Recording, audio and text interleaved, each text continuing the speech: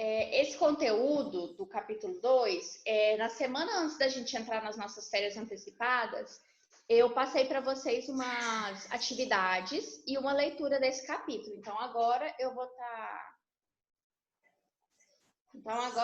estar explicando para vocês.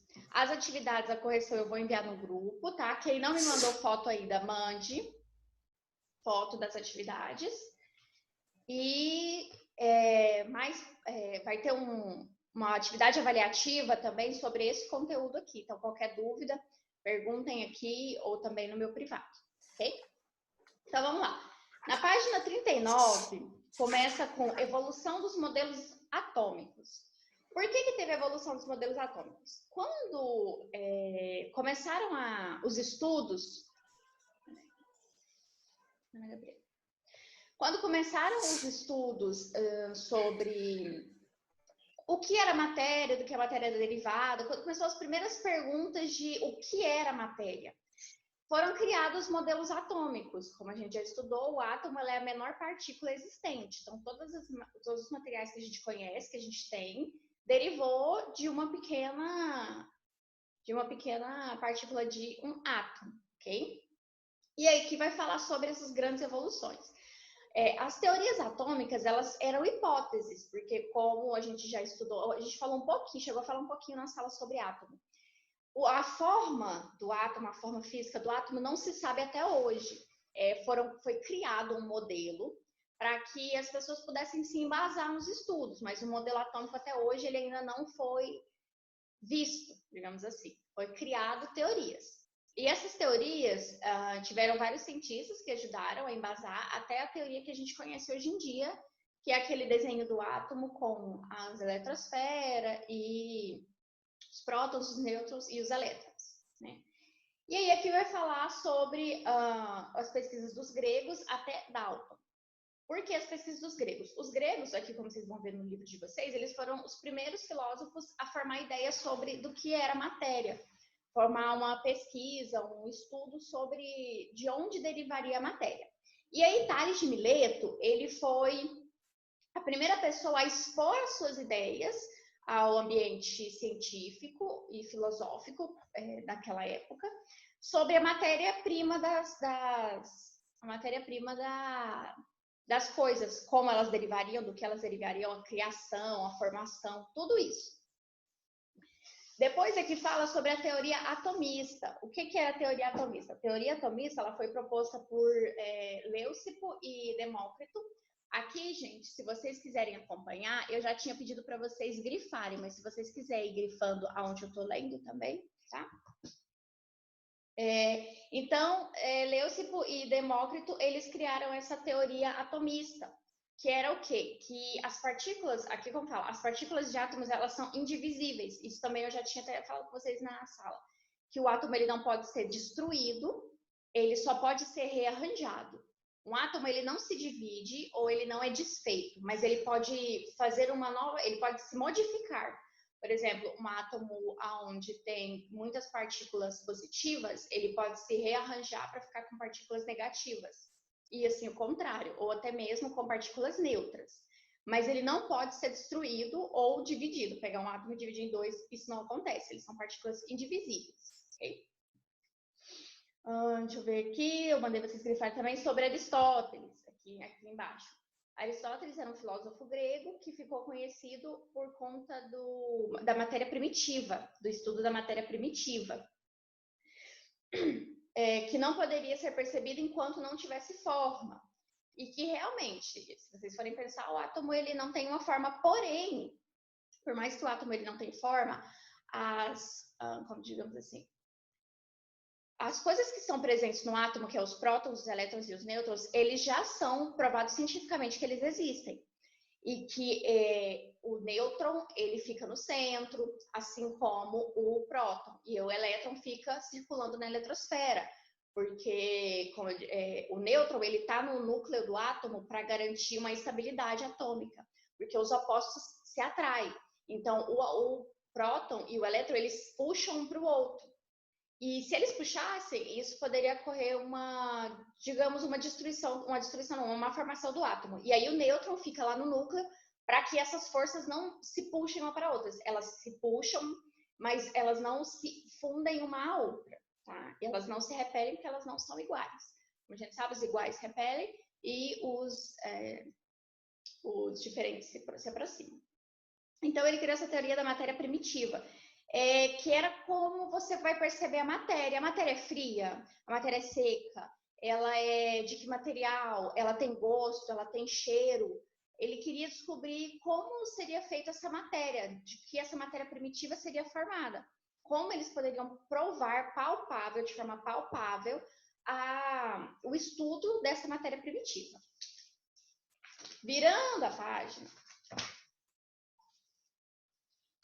lá na página 40, fala assim que a teoria de Aristóteles ela foi aceita até durante muitos anos, somente com a formação da ciência com base experimental é que foram propostas novas explicações com bases em leis. O que acontece, gente? Isso é basicamente a evolução de estudo. Todos os estudos eles passam por diversas pessoas, diversos cientistas, diversas teorias para poder se embasar. Não é diferente com a teoria dos átomos, né? Com a teoria atomista. Ela precisava passar por um estudo. Conforme as sociedades foram se desenvolvendo e garantindo mais meios de estudo, essa teoria foi se formulando de forma positiva para avançar, para as pessoas descobrirem o que mais seria possível com a teoria do átomo. Eu vou pedir para ler nessa parte aqui, deixa eu ver alguém aqui. Cadê, gente? Deixa eu pegar. Quem é Gabriel mesmo? Ah, tá, é o João. É o João. João, lê, por favor, esse aqui, ó, nos últimos 200 anos.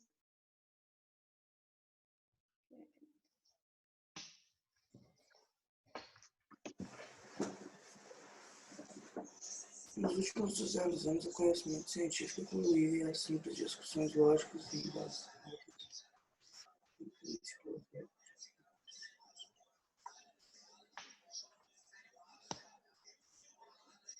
Mais alto um pouquinho. Peraí.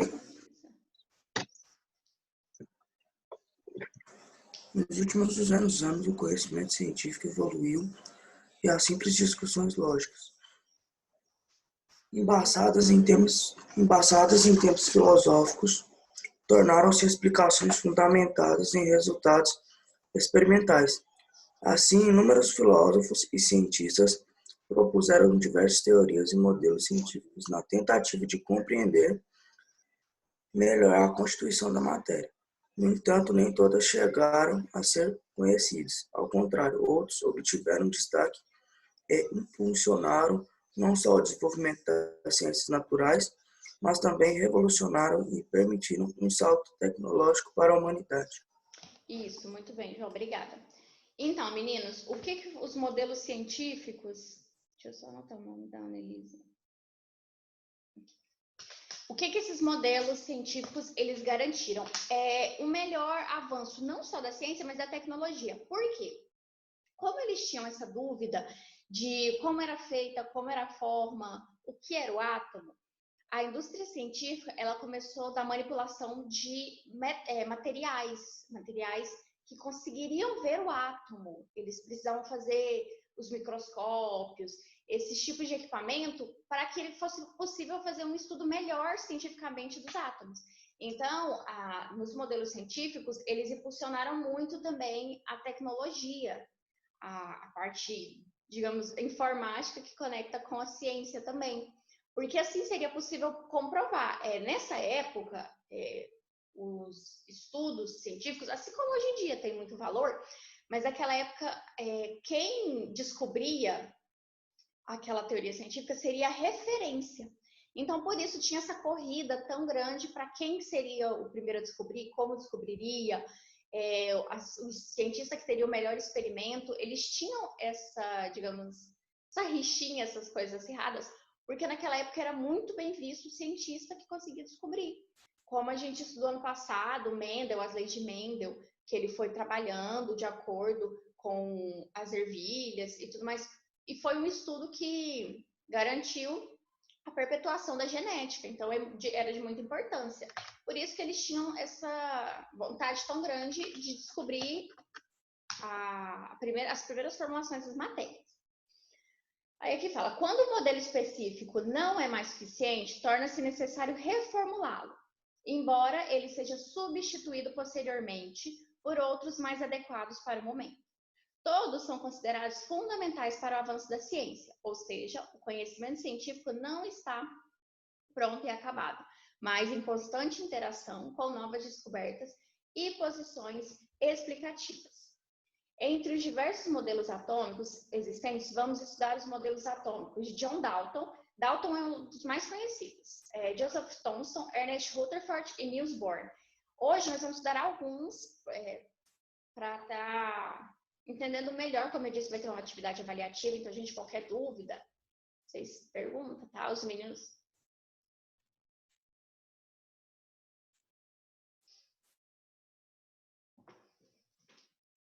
Oi, gente. Gente, voltei. Desculpa, gente, é que o fio mexeu. Aí mexeu e desligou o computador. Onde eu tava? Então, os modelos atômicos de Dalton é um dos mais conhecidos, tá? E aí, gente, eu vou pegar outro aluno para ler aqui. A Ana Gabriela não conseguiu ficar. Deixa eu ver. Hudson Júnior, não ouvi sua voz hoje. Hudson? Oi. Lê, por favor, aí na página 40, átomo esférico e modelo de Dalton. Aí embaixo. Após um grande período considerado a constituição da matéria de acordo com a concepção aristotélica, segundo o qual a matéria era formada por átomos, conforme pensamentos de Leucipo e Demócrito, e com base nas leis enunciadas por Lavoisier e Proust. O cientista inglês John Dalton realizou entre 1803 e 1808 diversos experimentos e criou o primeiro modelo científico moderno. Isso. Como foi o estudo de Dalton? Ele criou um modelo atômico em que eles seriam feitos de bolas, basicamente, maciças. Elas seriam redondas e maciças. O interior delas não era oco, era extremamente maciço. Então, eram partículas arredondadas e maciças. Esse é o experimento de Dalton. Aqui embaixo, eu não lembro se eu mandei grifar, mas quem quiser, tá assim, um negócio cheio de pontinho.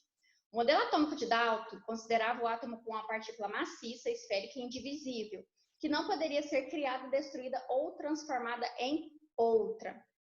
O que acontece aqui no átomo de Dalton? Como a gente tinha visto lá no início da matéria primitiva de Aristóteles, como ele falava que o átomo ele não podia ser destruído, eles comprovaram que realmente o átomo não podia ser destruído, uma vez que ele é o início de toda a matéria que nós conhecemos. E se vocês pensarem, não existe uma destruição total de uma matéria. Se você botar fogo vamos supor, num pedaço de papel, aquele papel vai virar cinza e carbono. Se você tentar incinerar outro tipo de lixo, aquilo lá ainda vai gerar uma cinza e vai virar um gás que vai subir para a atmosfera.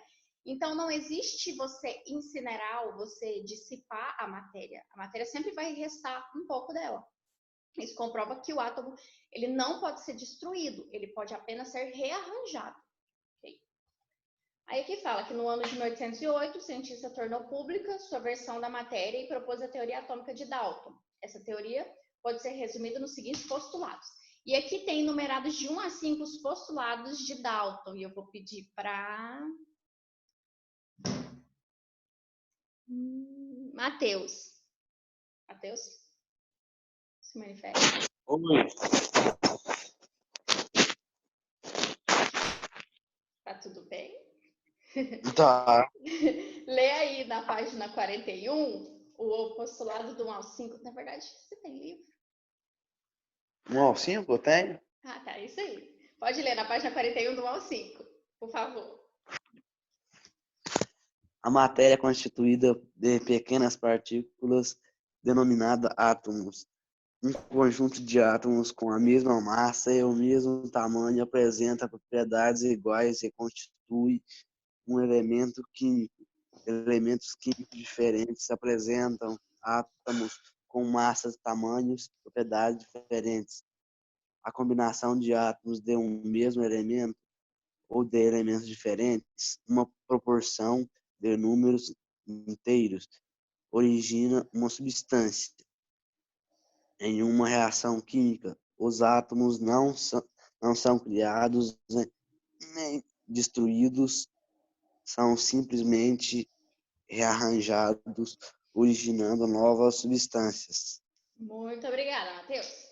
Então, aí, nesses postulados de Dalton, nesses 5 postulados de Dalton, a gente vai lembrar de um conteúdo que a gente teve antes, onde a gente estava trabalhando matéria simples e matéria composta. Basicamente, isso também é embasado nos modelos atômicos, como fala aqui, ó, átomos da mesma massa e mesmo tamanho geram um elemento químico.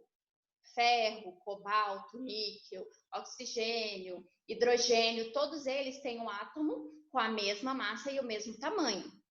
Já átomos de elementos diferentes, eles vão formar substâncias, que é quando a gente falou substância, vamos supor, H2O, ou então água com sal, cloreto de sódio.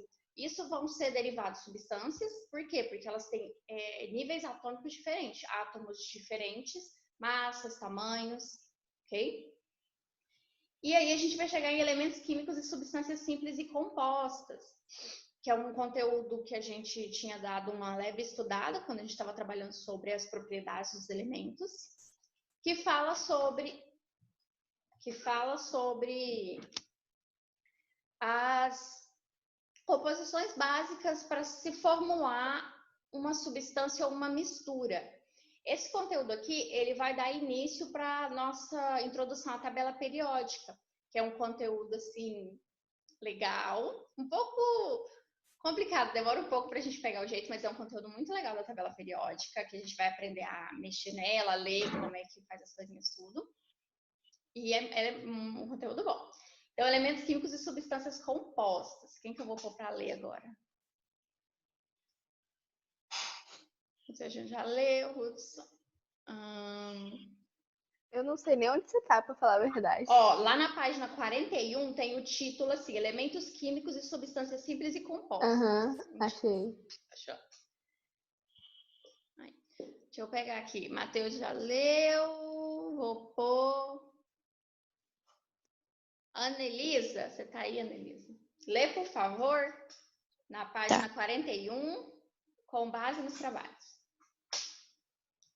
Com base nos trabalhos de Lavoisier, que considerava composta toda substância que podia ser decomposta pelo recebimento de energia e simples, as substâncias que não podiam ser divididas em outras. Dalton tentou provar que a água era uma substância composta por 2 elementos diferentes, o hidrogênio e o oxigênio, e não por um único elemento, como propôs Aristóteles. Pode ler mais? Pode continuar. Para esclarecer os conceitos de elemento químico e substância, Dalton propôs uma simbologia em que cada elemento era representado por círculos que continham diferentes detalhes em seu interior. Muito bem, obrigada, Ana Gabriela. Ana Gabriela não, perdão, Ana Elisa. Então, meninos, aqui embaixo no livro de vocês vão ver um desenho onde ele começou a explicar a simbologia dele dos elementos. Por quê? Nessa época, a tabela periódica ela ainda não tinha sido criada. Eles sabiam os elementos, sabiam a função dos elementos, sabiam o que os elementos faziam, mas eles não tinham uma tabela como nós temos hoje. Então, Dalton ele foi colocando símbolos. Então, aqui tem bolinha com um pinguinho no meio, tem bolinha que é totalmente preenchida, tem bolinha que tem um X. Porque daí ele foi classificando os elementos, como aqui ele falando a água, provando que a água ela era composta por 2 elementos químicos, né? E aí do lado, se vocês conseguirem ler, porque é uma letrinha bem pequenininha, tem o nome de alguns elementos, ó, hidrogênio, oxigênio, amônia. Tudo isso aqui era a tabela periódica deles, que eles tinham acesso para eles fazerem os primeiros estudos e Dalton comprovar o que era uma substância, que a substância era a mistura de dois elementos químicos com átomos diferentes. Tá? Vou virar a página, lá para a página 42. Aí fala. Com a proposta desse modelo, já se podia perceber a existência de substâncias formadas por partículas constituídas de átomos iguais ou diferentes entre si. As substâncias formadas somente por átomos do mesmo elemento químico, como os gases de hidrogênio e oxigênio, são chamadas de simples. As substâncias formadas por átomos de elementos químicos diferentes, como a água, são chamadas de composta. Isso aqui até teve na nossa provinha contínua, se eu não me engano, onde tinha uma pergunta que vocês tinham que marcar qual era a substância simples e qual era a substância composta. E aí você dá para ver, é muito simples para você diferenciar também, é na nomenclatura dela. Se vocês olharem aqui, quando ele fala sobre o hidrogênio e o oxigênio, é H2 e O2. Meninos, espera aí que eu vou... Tá fechando... Não, fechou não. Pronto.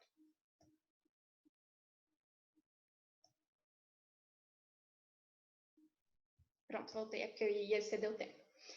Continuando. O H2 e o O2, quer dizer que eles precisam de duas moléculas de hidrogênio para se ligarem para formar o hidrogênio e duas moléculas de oxigênio para se ligarem para formar.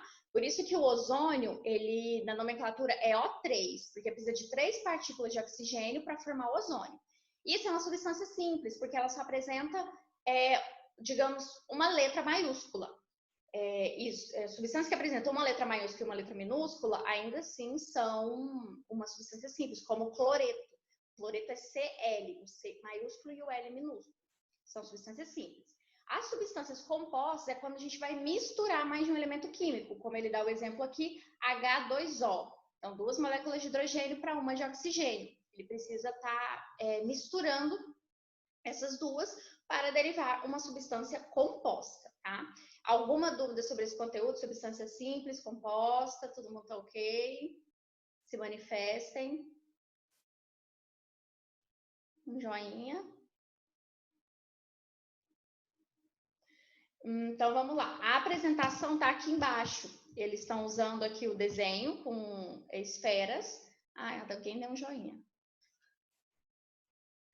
Com esferas vermelhas e esbranquiçadas, para demonstrar como que acontece. Então, as esferas pequenininhas são as esferas da água, e a esfera grande é o do gás oxigênio. Então, elas precisam se juntar para fazer o H2O, que é a molécula da água, ok?